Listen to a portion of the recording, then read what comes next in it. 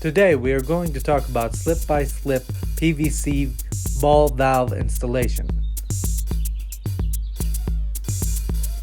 In this diagram, the red and black symbolizes the valve. The blue symbolizes a line. Cut the lines so that there is enough of a lip in order to fit into the valve. There is a variety of different types of cutters in order to cut the PVC. You can use the friction cable cutters in order to get into very tight places, but normally, in most cases, I just simply use a hacksaw.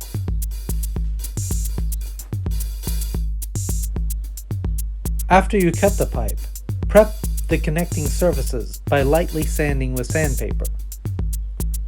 Do this on both the male as well as the female ends.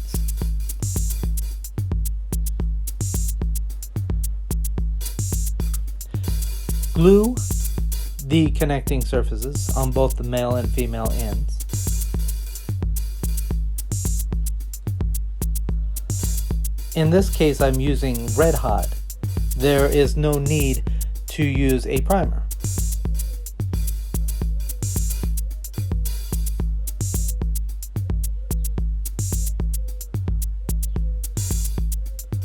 Once you have one end of the valve connected, glue the other ends as well.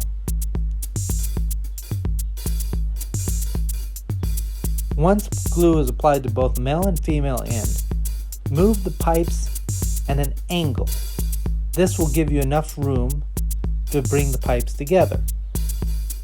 Rotate the valve a small amount over the pipes in order to secure the fitting.